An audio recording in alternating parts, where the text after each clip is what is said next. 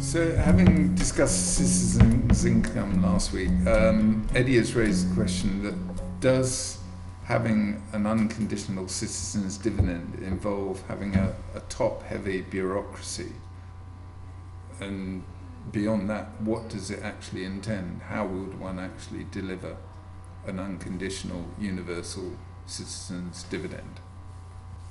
Any takers? Well, my idea is to look at the systems that are already in place. We have a child benefit system, so that everybody who's got children is logged into some kind of a system which gives them however much it is a week.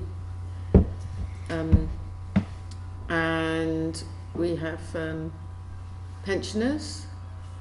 That's all built on your National insurance number. National insurance number is your identifier, and when you come to a certain age, they ask you if you're still alive, and then they say we're going to give you a pension, just like that. Mm-hmm. So the systems are in place. Good point.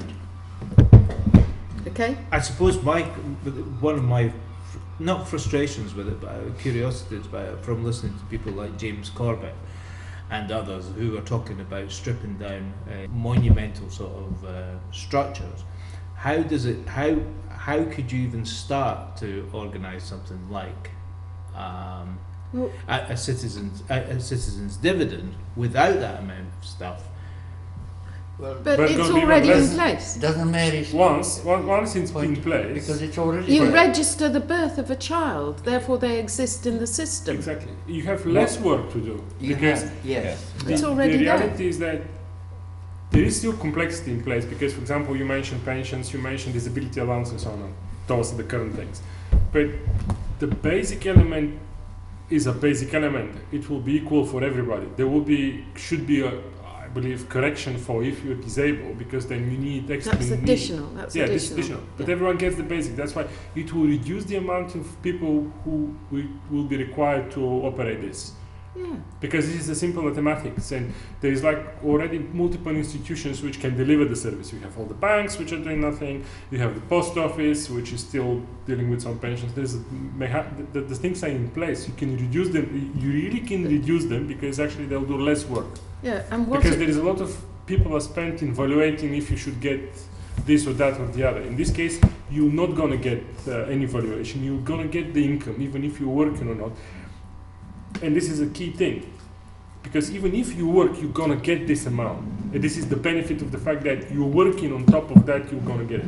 Maybe there is semantics like here and there saying that that's gonna be deducted from your taxes. That's why in essence you're not gonna get it, but you're gonna not pay taxes in the amounts of monthly allowance or tax, for example. That's why I don't believe that they're going to massive. There is no need of massive service. So in Germany, there was an example that they save money introducing this because actually they kind of closed down the entire building worth of people who are dealing with giving money to individuals on certain condition, keeping the filing, keeping all this going. That's why there's a mechanical proof case in Germany. In other words, there will be less need for a big government. One of the reasons is to administer the complex benefit system, the means testing system. Yeah, and this, I think we need to be careful when we talk about big government, because we're talking about ideologies, not about physical representation of this. The latest government is keen on this. They're talking about universal income, which is not universal, doesn't any close any big society, doesn't do anything with big society. That's why big government means nothing. We clearly see that there will be less people involved, and not that doesn't mean that we're going to unemploy those guys. They may be more productive in other spheres, in where they need it. For example. I suppose the other question does come from it, and just in a general sense, when you change some fundamental part of any system or anything, it affects every other part. And it seems like when you're suggesting that these things are in place, surely giving everybody a universal citizens' income dividend, that's a massive move. It's going to change a massive amount of things, and to say that it would be it would flood into sort of systems that are already in place. I have a feeling that's not the case. It would change everything. Well, what would change is that you wouldn't have to have all these extra systems for assessing people. There's benefits, tax credits, you'd still have to have disability. Everything would be much simpler. Exactly. It would be It would a strip beneficial away. change. It would strip away a lot of irrelevant, unnecessary stuff. We're doing dramatically more complex things like quantitative easing, which goes to the bank and calculation of that. This is dramatically more complex than introducing basic income, and it have even better effect if it was introduced instead of quantitative easing, because And at the moment, we've got a problem that people who are on the street and can't quote a fixed address, they can't get benefits. That's why they're begging. But if they're in this country, they must have a birth certificate. They must have an ID. So one of the things is to make sure that there's a channel for them to be contacted and to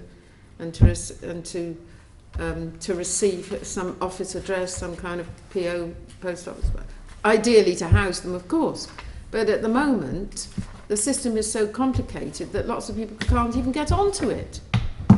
And I think therein lies my question. I'm ended up as devil's advocate here, but because I'm quite excited about any form of citizens' dividend, but I still find it weird that the powers that be at the moment, why would they suddenly even the playing field?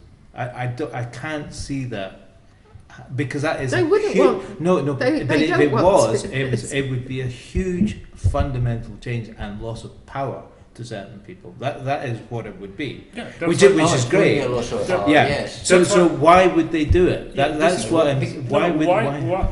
Why question should not be put it in a way of why they will do it without us. I mean, we are the ones who generate and we create the benefits in this land. That's why we're the ones who should propose and get in, particularly what system should operate under. That's why, because of the structural issue we have with governments, with the companies, with the political system and so on, obviously that kind of structures tend to defend control. Doesn't matter what this control is about.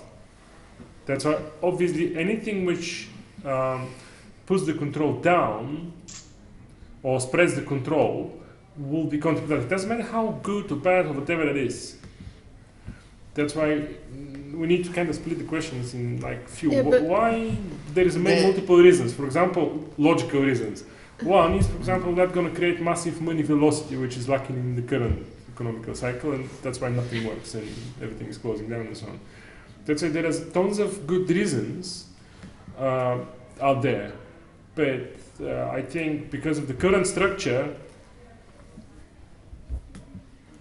only solutions which are submitted from the top of other systems are taken in consideration.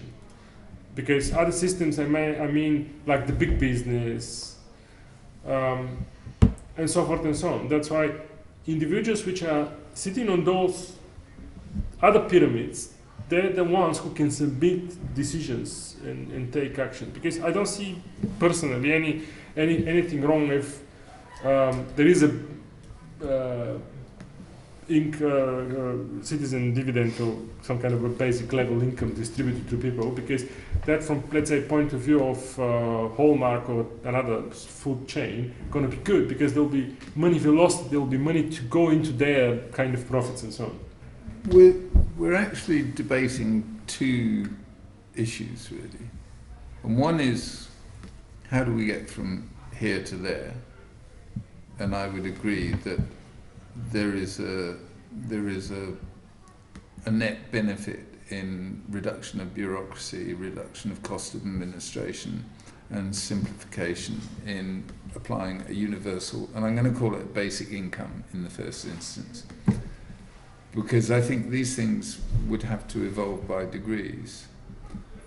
The other issue is related to what we talked about last week or a couple of weeks ago, which is how do you actually fund this? Because if you look at it in terms of the current economic paradigm, then it will look less affordable than if we actually address the other major problem, which is the issue related to land and not collecting the revenue from the land and allowing that surplus wealth to be accumulated in relatively few people's pockets.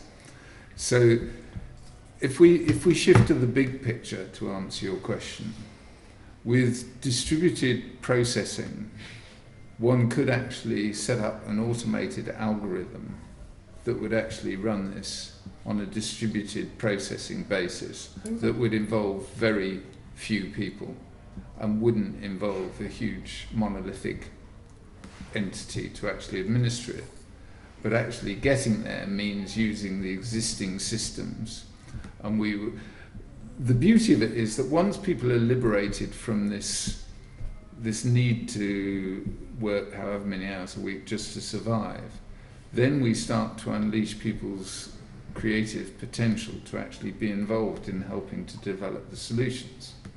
And I think that there's a sort of chicken and egg situation here, that people can't do that until they've got the income, and you can't create the income until you've got the systems to administer it. So there has to be a sort of a means of getting from here to there, and that's why I think, one's seeing it in Finland, one's seeing it in Switzerland, I think they're talking about it in Holland, there's the studies in Germany. So I think it's an idea that's beginning to gain traction, not least because of the reasons that Alex raised, that the libertarians and the arch capitalists recognise that there is a shortfall in demand.